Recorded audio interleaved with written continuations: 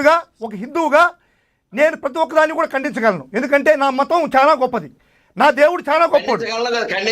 అవును, ఖండించగలను. వినండి స్వామి, వినండి స్వామి, వినండి. నా మతాన్ని, నా రాముడిని, నా కృష్ణుడిని, నా ఈశ్వరుడిని, నా సూర్యుడిని, నా దక్షిణామూర్తిని ఎవరు అసహ్యంగా అసమానతలుగా చెప్తే వాళ్ళకి ఏ శిక్షలు వేయాలో నేను ఖచ్చితంగా వాళ్ళని ఖండించగలను. అదేవిధంగా స్వామి మనం విఘ్నం అదే స్వామి చెప్పండి, నన్ను పూర్తిగా మాట్లాడండి. ఈ రోజు ప్రశ్న రావండి అనేటువంటి వ్యక్తికి మన హిందూ ధర్మాన్ని గురించి మాట్లాడిన దానికి, మన హిందువుల గురించి మాట్లాడిన దానికి అతనికి వేసినటువంటి శిక్షల్ని మేము స్వాగతం యాజ్ ఏ హిందువుగా నేను సాధారణంగా స్వాగతిస్తున్నా. కానీ అదే మాదిరిగా వేరే మతాన్ని కూడా వేరే కులాన్ని కూడా ఏ విధమైనటువంటి అన్యాయంగా మాట్లాడటం అనేటువంటి తప్పు కదా. అంటే ఆ విధంగా మాట్లాడి మిమ్మల్ని కూడా అదే శిక్షలు వర్తిస్తాయి కదా, అదే గమ్మతిగా మాట్లాడినా మీకు కూడా అదే శిక్షలు వర్తిస్తాయి కదా అంటున్నా. ఎందుకంటే ఇది సెక్యులర్ కంట్రీ. నా రాముడు ఎంత గొప్పోడు, నాకు ఒక క్రిస్టియన్కి యేసు అంతే గొప్పోడు, ఒక అల్లా అంతే గొప్పోడు ఒక ముస్లింకి. మన సెక్యులర్ కంట్రీ, అన్ని మతాలని కూడా అన్ని విధాలను కూడా మనం గౌరవించాల్సిన బాధ్యత మనకుంది. మీరు అది వదిలేసి వాళ్ళకు హిందువుల్ని వ్యతిరేకించిన వాళ్ళకి మాత్రం శిక్ష వేస్తాను, క్రిస్టియన్స్ కి వ్యతిరేకించిన మాత్రం శిక్ష అంటే చట్టాలు ఒప్పుకోవు స్వామి, చట్టాలు ఒప్పుకోవు. ఒక హిందూవాదిగా నేను మీకు సపోర్ట్ చేస్తానే కానీ ఒక సెక్యులర్ వాదిగా మీకు సపోర్ట్ చేయలేను. మనోహర్ దాస్ అంటే చేతగానోడు తప్పు స్వామి. అంటే ఇప్పుడు ప్రధానమంత్రి సెక్యులర్ వాది చేతగానుడా, మన ముఖ్యమంత్రి సెక్యులర్ వాది చేతగానుడా?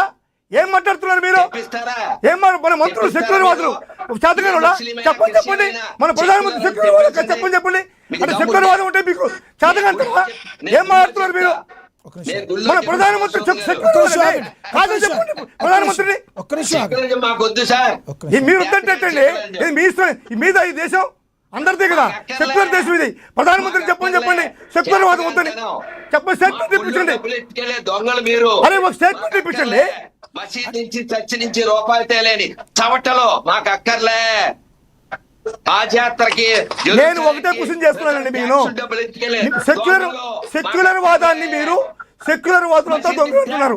ఈ రోజు ప్రధానమంత్రి నరేంద్ర మోడీ కూడా సెక్యులర్ వాదే కాదు అని చెప్పి మోడీ దగ్గర మీరు స్టేట్మెంట్ ఇప్పించుకుంటాం. మన ముఖ్యమంత్రి చంద్రబాబు నాయుడు కూడా సెక్యులర్ వాదే కాదు అని మీరు స్టేట్మెంట్ ఇప్పించారు ముఖ్యమంత్రి దగ్గర. సెక్యులర్ వాదాన్ని మీరు ఇద్దరు మాట్లాడితే అర్థం కాదు. ఆయన మాట్లాడండి. మీరు ఆల్రెడీ ప్రూవ్ చేసుకున్నారు. రైట్. రాధా మనోహర్ దాస్ గారి యొక్క అభిప్రాయం ఒక్క నిమిషం. నేను రాధా మనోహర్ గారి దాస్ ఏమంటున్నారంటే, ఏదైతే మీరు ఒక గుడ్ పర్సన్ అని జీసస్ గురించి, ఒక గుడ్ పర్సన్ అని అల్లా గురించి, సనాతన ధర్మం గురించి నమ్మిన మీరు మాట్లాడగలుగుతున్నారు, ఒక క్రిస్టియన్తో అయినా ఒక ముస్లింతో అయినా హిందూ ధర్మం కూడా గొప్పదేనని ఒక్క మాట చెప్పించగలరా అని అడిగారు. దానికి మీరు స్ట్రైట్గా సమాధానం చెప్పండి. ఫస్ట్ అడిగింది అదే. ఆయన ఏమంటారంటే, ఒక ముల్లాతో కానీ ఒక ఫాస్టర్తో కానీ మీరు ఎందుకు సమాధానం చెప్పించలేకపోతున్నారు? అలాంటి వాళ్ళు నా దేశంలో దేనికి అని అడుగుతున్నారు. అడిగిన దానికే చెప్పండి మీరు. ఇది నా దేశం కాదు సార్, మన దేశం కాదు, హిందూ దేశం కాదు సార్, హిందువుల దేశమే కాదు ఇది, హిందువుల దేశం కాదు ఇది. అన్ని మతాలకి అన్ని కులాలకి అందరికీ బతకడానికి ఉండేటువంటి ఒక సమగ్రమైనటువంటి చట్టాలు ఉండేటువంటి దేశం ఇది. ఈ దేశంలో నేను హిందువులు నేనే బతుకుతానంటే కాదు. మీరు చెప్పండి మీ ప్రధానమంత్రి దగ్గర స్టేట్మెంట్ ఇప్పించండి, చెప్పండి. నువ్వు చంద్రబాబు దగ్గర స్టేట్మెంట్ ఇప్పించి చెప్పండి. అదే మీరు చెప్తే ఇది హిందూ దేశం కాదు, సెక్యులర్ దేశం. అన్ని కులాలు అన్ని మతాలు నేను ఉండడానికి అధికారం ఉంది, మీరు చెప్పడానికి వీల్లేదు. ఇది మనం రాష్ట్ర రాజ్యాంగం ప్రకారం అన్ని కులాలు అన్ని మతాలు ఉన్నాయి, కానీ అది హిందూ దేశం కాదు. ఇక్కడ క్రిస్టియానిటీ పుట్టింది, ఇక్కడ ముస్లిం పుట్టింది అంటే మీ దగ్గర ఆధారాలు ఉన్నాయా? ఇది హిందూ దేశం. ముస్లిం పుట్టిందా క్రిస్టియన్ పుట్టిందా అసలు ప్రపంచంలోనే సనాతనమైనటువంటి ధర్మం. మీకు ఇస్తాను. రాధా మనోహర్ దాస్ గారిని మాట్లాడినండి. రాధా మనోహర్ దాస్ గారు ఇప్పుడు ఈయన ఏమంటారంటే ఇది హిందూ దేశం కాదు అంటారు. కానీ ఒక క్వశ్చన్ నాకు కూడా డౌట్ ఉంది, మీ ద్వారా కాదు, మీ ద్వారా అడగాలి. ఒక్క నిమిషం. సరే, మీ ప్రధానమంత్రి మోడీ గారి దగ్గర స్టేట్మెంట్ ఇప్పించండి, మోడీ గారి దగ్గర స్టేట్మెంట్, చంద్రబాబు దగ్గర స్టేట్మెంట్ ఇప్పించండి. ఇది సెక్యులర్ కంట్రీ కాదు, ఇది హిందువులు మాత్రమే ఉండాలని చెప్పి స్టేట్మెంట్ చెప్పించండి స్వామి. మీరు చెప్పట్లే హిందూ దేశమే, అందరూ ఉండొచ్చు.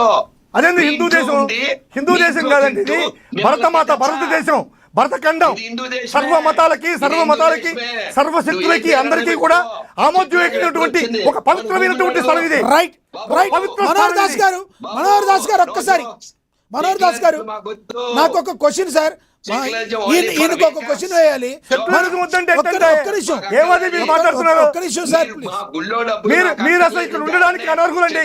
భారతదేశంలో సెక్యులరిజం లేదంటే, మీరు సెక్యులర్ వాది కాదంటే, మీరు సెక్యులర్ వాదాన్ని మీరు గాన సపోర్ట్ చేయకుంటే మీరు భారతదేశంలో ఉండడానికి అనర్హులు. మధుసూదన్ రెడ్డి గారు, సెక్యులరిజం వేరు, సూడో సెక్యులరిజం వేరు. సూడో సెక్యులరిస్టులు ఎలా మాట్లాడతారో మీకు తెలుసు కదా. ఒకటి రాధా మనోహర్ దాస్ గారి ద్వారా ఒక క్వశ్చన్ అయితే అడగాలనుంది. ఒక్కటి మీరు చెప్పండి, ఇప్పటి వరకు కూడా ఎవరు కూడా ఎక్కడ లేని మతంని హిందువులు ఎక్కడైనా కూడా ఎవరినన్నా కన్వర్ట్ చేశారా? ముస్లింలు ఎవరినన్నా కన్వర్ట్ చేశారా? లేదంటే క్రైస్తవులు ఎవరినన్నా కన్వర్షన్స్ అనేవి ఎందుకు జరుగుతున్నాయి? హిందుస్థాన్ కాదని మీరు ఎలా అంటారు? ఇది మన హిందూ ధర్మం ఆచరించే దేశంలో పరాయి మతం వాళ్ళు ఉన్నా కూడా మనం ఉండండి అని చెప్పాం, అంతేగాని ఇది హిందూ దేశం కాదంటానికి మీ దగ్గర సాక్ష్యాలు ఏమున్నాయి సార్? మీరు ఇంకేమున్నాయి మీ దగ్గర? ప్రపంచంలోనే అతి సనాతనమైనటువంటి ధర్మం హిందూ ధర్మం. సార్ ఒక్క నిమిషం చెప్పండి సార్. యాంకర్ గారి పేరు లక్ష్మీనాగ్ సార్, లక్ష్మీనాగ్. యాంకర్ మీ పేరు నాన్న? లక్ష్మీనాగ్ అండి, లక్ష్మీనాగ్. లక్ష్మీ నరసయ్య గారు. నాగ్ లక్ష్మీనాగ్ గారు. ఎస్, లక్ష్మీ నాగు. యా. మీరు చాలా బుద్ధితో మాట్లాడుతున్నారు. ముందుగా మీకు శుభాభినందనలు. Thank you sir. ఎందుకంటే ఈ దేశానికి రాముడికి సంబంధం ఉంది, ఈ దేశానికి శివుడికి సంబంధం ఉంది. 12 ద్వాదశ జ్యోతిర్లింగాలు, 18 అష్టాదశ శక్తిపీఠాలు, 108 వైష్ణవ దివ్య దేశాలు. ఈ దేశానికి బైబిల్కి, ఈ దేశానికి క్రైస్తవానికి ఏం సంబంధం లేదు. కేవలం దోచుకోవడానికి వచ్చినటువంటి మతాలు. మన మనోహర్ దాస్ గారు ఒక్కటి మీరు గమనించాలి, ఎస్ సార్, ఒక్క మాట చెప్పండి సార్. మీకు డౌట్ ఉంటే నేను చెప్పిన మాటలు ఆ కాశ్మీర్ ముఖ్యమంత్రులు ముగ్గురు చెప్పిన మాటలు వినండి. నిన్న ఇండోనేషియా అధ్యక్షుడు చెప్పిన మాటలు వినండి. నా మాటలు వినొద్దు. ఒక రావణ్ పాకిస్తాన్ వాడు కూడా చెప్తున్నాడు. ఈయన వచ్చి ఇప్పుడు ఇది హిందుస్థాన్ కాదంటే అయిపోతుందా? నేను హిందుత్వం కాదండి స్వామి, నేను చాలా పరిపూర్ణ హిందుత్వంలో. నేను హిందువుని, నేను దక్షిణామూర్తి భక్తుడిని. ప్రతిరోజు సూర్య నమస్కారం చేసే వ్యక్తిని. అయినంత మాత్రం సెక్యులర్ కంట్రీ ఇది. వాళ్ళ తాత పేరు తులసీరామ్, ఒక్కసారి పేరు ప్రభాస్ అని పెట్టుకోండి. గారు ఒక్కసారి మా రావణ్ మాట్లాడిన ఇమేజ్ బయట ప్లే అవుతుంది. ఒకసారి అది ప్లే చేశాక ఒకసారి రాధా మనోహర్ దాస్ గారితో మాట్లాడిద్దాం. తర్వాత మీకు ఇస్తాను సార్. నేను ఒక పావుగంట ఎక్స్టెన్షన్ చేద్దాం, నో ఇష్యూ. రైట్. ఒక్కొక్కసారి కొంతమంది ట్రోల్ చేస్తూ సన్న ఆతుల ధర్మం అని చెప్పని అంటారు. దాన్ని బూతు కింద కూడా వాడతారు. ఎక్కడ బంగ్లాదేశ్ లో పుట్టిన లేఖనా కొడుకులు హిందువులు లేని ఇష్యూ గురించి మాట్లాడి కశ్మీరీ పండిట్స్ మానవహోమం చేశారు, ఓచకోత కోశారు అని చెప్పుకుంటూ మాట్లాడి కశ్మీరీ ఫైల్స్ అని చెప్పుకోబడే ఒక దొంగ నెంబర్ని తీసుకొచ్చి బయటికి ఇంతమంది చనిపోయారని చెప్తే మన వీడియోలో కూడా చెప్పాం. 100 మంది కూడా లేదు చనిపోయిన వాళ్ళు గత 20 సంవత్సరాలుగా చూస్తే. మహాభారతం తీసుకొచ్చి ద్రౌపదిని చీరలాగారు, మన ఇతిహాసాలు చెప్పిన అని చెప్పరా నా కొడకా నువ్వు. సొంత రాజ్యంలో తరిమించుకొని రాముడు అని చెప్పనంటే ఎలా ఉంటది? రాజ్యంలో పోండి అని చెప్పని తరిమించుకొని అడవిలో అడుక్కు తిని. రామాయణంలో సీతను వదిలేసిన రాముడి గురించి నువ్వు చెప్పాలి, చేపించరా ఈ రోజు అగ్నిప్రవేశం చేపించరా నా పడక? నువ్వు సీతని వదిలేసిన రాముడిని ఆదర్శంగా తీసుకుని ఈ రోజు ఎంతమంది భర్తలు వాళ్ళ భార్యను అగ్నిప్రవేశం చేపిస్తారని చెప్పని రోడ్డు మీద అడగరా నా పడక? పూజారులు వాటాల కోసం ఆ చందాలేసి ఆ డబ్బాల కోసం, చందాలు వేసుకునే డబ్బాల కోసం కొట్టుకొని వస్తున్నారు. అరే బ్రోకర్ నా కూడా. యా, ఈ కొన్ని వల్గర్ వర్డ్స్ అయితే మిమ్మల్ని పవన్ కళ్యాణ్ గారిని ఉద్దేశించి మాట్లాడారని బయట ప్రచారం జరుగుతుంది. దీని ఏమంటారు మీరు? రావణ్ మాట్లాడిన విషయాన్ని ఖండిస్తారు, దాని మీద ఒక ప్రకటన కూడా చేస్తారు, ఒక వీడియో విడుదల చేస్తారు, ఒక సంతకం పెట్టి ఒక దాన్ని ఏమంటారు కాగితం మీద రాసి వారి పార్టీ తరఫున వీడిని ఖండిస్తూ అదేదో ఉంటుందిలే అధికారిక నోటి. చెప్పండి. అధికారిక పార్టీ ఏదో ఒకటి చేస్తారు. ఎందుకంటే ఆయన హిందువు కాబట్టి, నికాస్ ఆయన హిందువు కాబట్టి చేస్తారు, ఖచ్చితంగా ఖండిస్తారు. అందులోనూ ఆయన సెక్యులర్ కూడా కాబట్టి, ఆయనకి అందరూ కావాలి కాబట్టి. వద్దా జోసెఫ్ అనే వద్దా స్వామి? వద్దా చెప్పండి అంటున్నానయ్యా. చెప్పండి. ఇప్పుడు ఆ వాయిస్ ఉన్నారు కదా, ఆ వాయిస్ ఉన్నందుకే భారతదేశంలో అత్యంత ఘోరమైనటువంటి శిక్షాస్మృతులు యుఏపిఏ అనేటువంటి సెక్షన్ల ప్రకారం అతను ముద్దాయిగా దేశిగా ఇప్పుడు లోపలికి వెళ్తున్నాడు.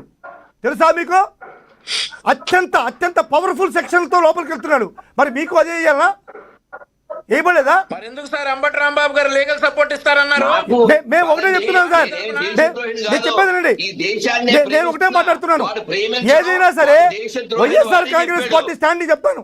స్వామి గారు వెళ్ళిపోయిన తర్వాత మీకు చెప్తాను ఆ విషయం. స్వామితో మాట్లాడండి. ఎంతకీ వాడిని ఖండించలేదు.